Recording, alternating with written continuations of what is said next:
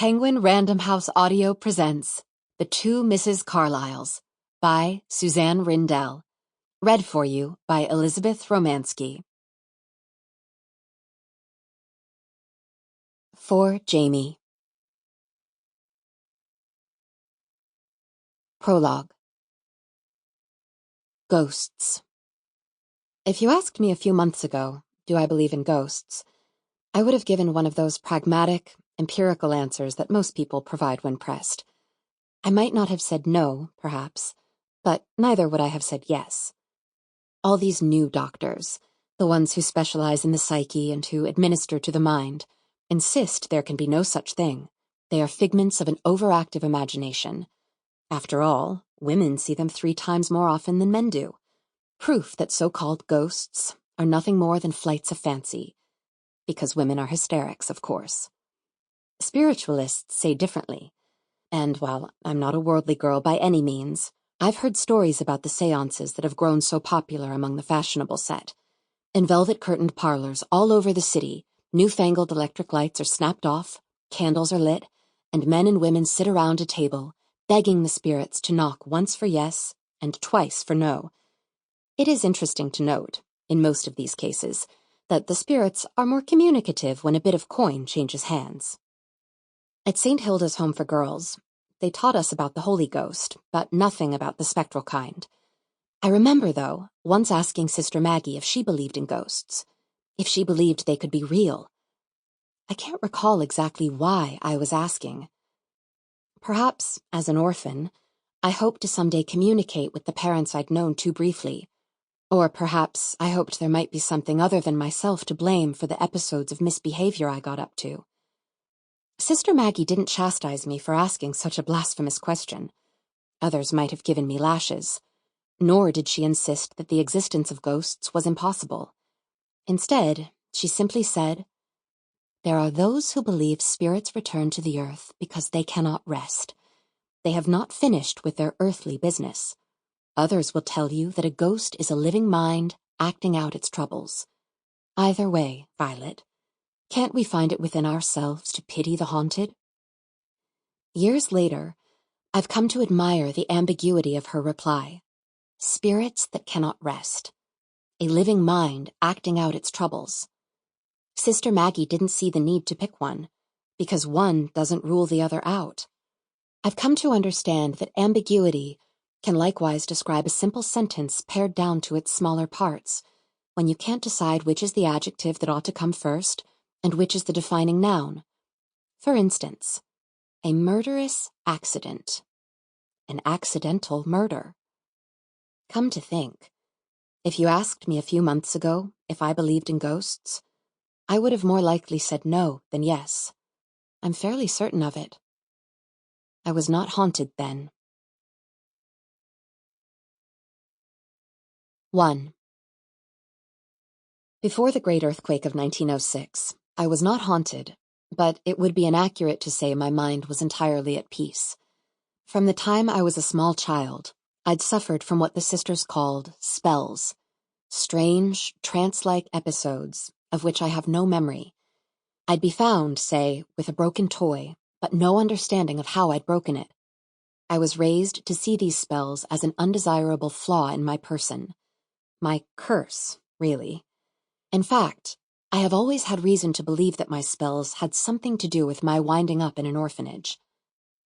Most of the other girls had arrived at St. Hilda's Home for Girls by the traditional route, that is, as infants, by way of a basket left outside the main gate. But I was 7 when I was brought to St. Hilda's. I still have memories of a house, richly colored rugs, a chest full of toys, a fireplace, and a room filled with books. I must have been around 6 when my mother and father died. I suffered a terrible spell around the same time and, in consequence, did not learn the particulars. The most I have been told since is that they took sick and that there was simply nothing for it. An aunt with 3 children of her own took me in for a short time, but I'm told that when my spells began to take the form of hysterical, violent crying, her nerves were stretched to the limit. My aunt dealt with me as best she could, mostly by putting a drop or 2 of laudanum in a glass of milk and ordering me to drink it down. She kept me in her care for just shy of a year, at which point she had a change of heart about her duty, or so I assume, because she brought me to St. Hilda's and left me, with stunning detachment, in the care of the nuns who greeted us at the gate. I was confused when we first arrived. My aunt bade me stand a few paces behind her and whispered something to them I couldn't hear, until her voice rose a little as she went on. "Surely you understand. I can't have that kind of wickedness in my house. She's beyond my help." The nuns bobbed their heads. I was admitted without further interrogation. I never saw my aunt again. It was then that I realized most of life is divided up into a series of befores and afters. Before my mother and father died, and after.